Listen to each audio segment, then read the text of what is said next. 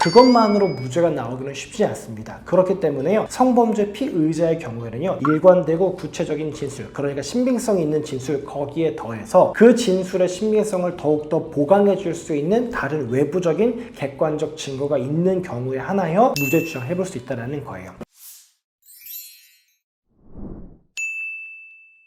네, 여러분 안녕하십니까? 검사 출신 형사전문 변호사 법무법인 A파트의 용성호 변호사입니다. 오늘은 성범죄 사건에서 과연 어떤 경우에 내가 무죄 주장을 할 수 있는지, 또 어떤 경우에는 내가 무죄 주장을 하는 것보다는 혐의를 인정하고 합의를 하는 게 좋은지 그 기준에 대해서 한번 말씀을 드려보도록 하겠습니다. 사실 다른 사건보다는요, 성범죄 사건에서 저희 이제 의뢰인 분들께서 상담받으러 오셔서 이런 걸 정말 많이 물어보세요. 변호사님, 제가 정말 억울합니다. 그런데 성범죄라는 게 피해자의 일관된 진술만으로도 혐의가 인정이 된다고 하고, 특히나 요즘에 성범죄 사건 혐의가 인정이 되면 너무나 강하게 형량이 나오다 보니 제가 무죄 주장을 하는 게 조금 걸립니다. 특히나 제가 객관적인 증거, 나의 혐의를 명확하게 입증해 줄 만한 증거가 없습니다 라고 하면서, 이런 상황에서 다소 억울하다 하더라도 혐의를 인정하고 합의하는 쪽으로 가서 선처받는 게 좋은지, 아니면 무죄를 주장을 계속하는 게 좋은지 많은 분들이 궁금해하세요. 그래서 그런 부분들에 대해서 변호사와 상담을 하고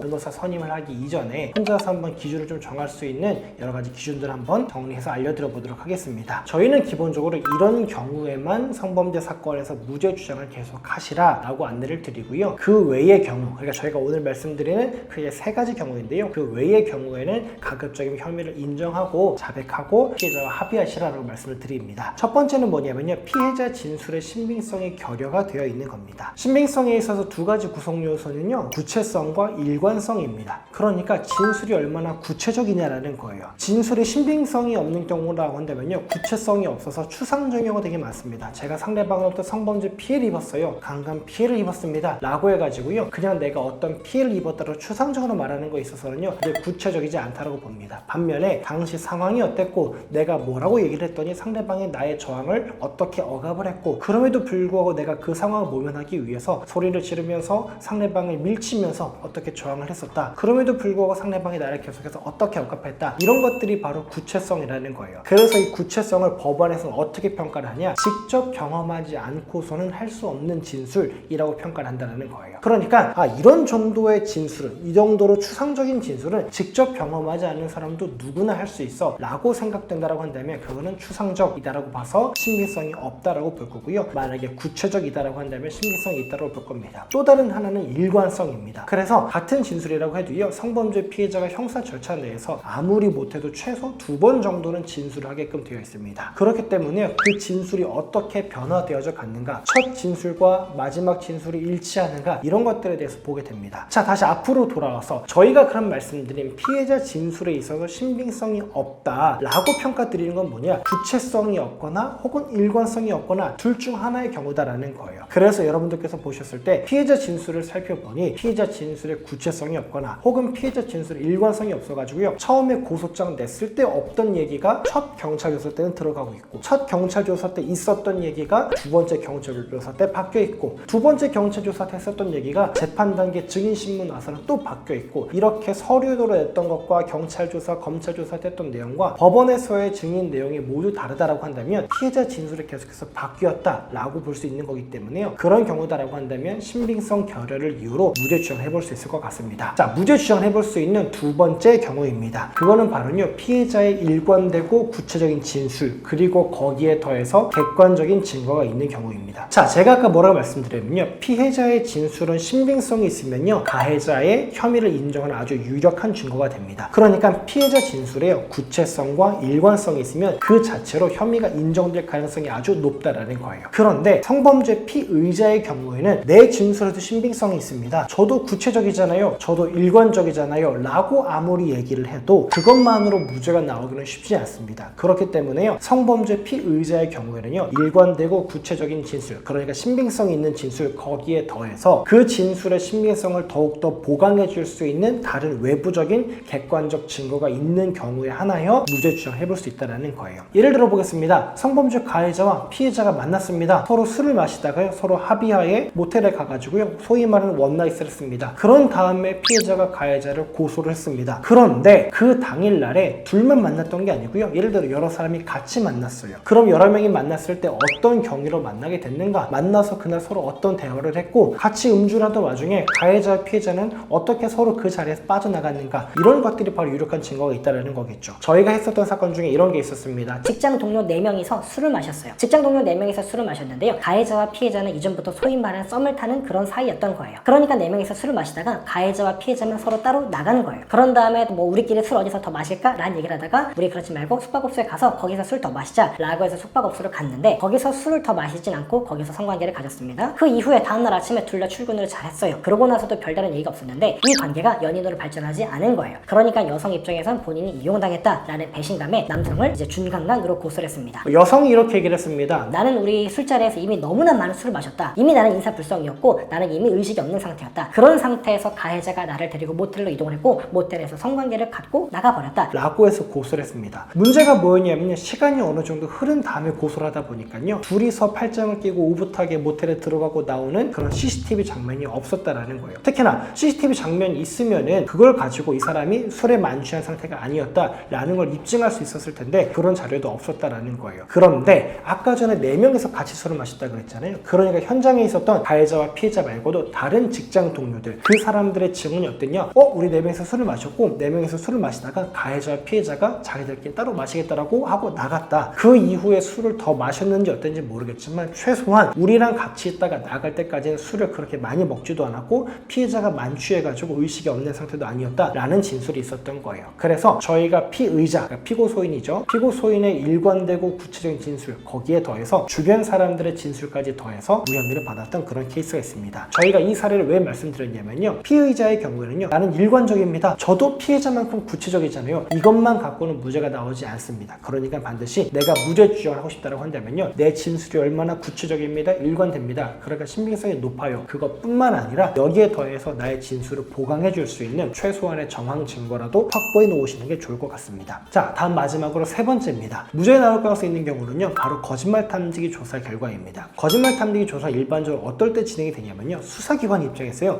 이 사건의 결론을 내리지 못하겠어요. 뭔가 그냥 기소하자니 가해자 말도 맞는 것 같고 그렇다고 그냥 무혐의 처리를 하자니 피해자 말도 맞는 것 같고 이렇게 갈팡질팡할 때 하는 게 거짓말 탐지기 조사입니다. 그러니까 명확한 증거가 있어가지고 이거는 가해자 말이 맞네. 이거는 불기소해야겠다. 이거는 피해자 말이 맞네. 기소해야겠다. 명확하게 결정할 수 있을 때는 거짓말 탐지기 조사를 안 합니다. 신청해도 안 합니다. 그렇기 때문에 거짓말 탐지기 조사를 한다는 것 자체가 기본적으로 증거가 없어도 너무 없고 그리고 수사기관조차도 결정을 어떻게 될지 모르겠다 싶을 때 하는 게 바로 거짓말 탐지기 조사입니다. 그렇기 때문에 거짓말 탐지기 조사를 했는데 내 입장에서 그러니까 피고소인 입장에서 나는 진실 반응이 나오고 피해자는 거짓 반응이 나왔다? 그럼 이 경우에도 무죄 주장을 할 수 있다는 겁니다. 자, 그러면 변호사는 어떤 사건에서 선임을 해야 될까요? 제가 아까 3가지 말씀드렸잖아요. 첫 번째가 뭐였죠? 피해자 진술의 신빙성이 결여된 경우.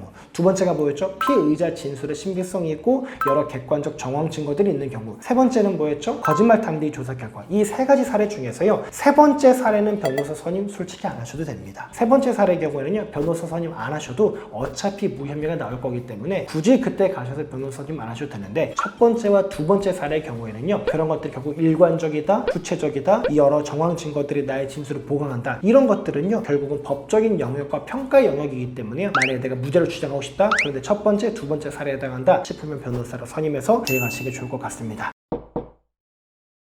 오늘 영상만 마무리 쳐보도록 하겠습니다. 성범죄 사건으로 고소당했을 때요. 우리가 만약에 혐의가 인정이 된다고 한다면 너무나 중한 처벌이 이루어지기 때문에 내가 혐의를 인정하는 게 좋을지 아니면 계속 부인해도 되는지 많이 고민되실 건데요. 혹은 내가 혐의를 부인하고 있을 때 이런 사건에서 반드시 변호사를 선임해야 되는지 선임하지 않고 해도 되는지 많이 궁금하실 텐데요. 오늘 영상이 그런 분들에게 참조가 되셨으면 좋겠습니다. 오늘 영상 보시고요. 궁금한 점 있으시면 댓글 남겨주시면요. 답변 드리도록 하겠습니다. 고맙습니다.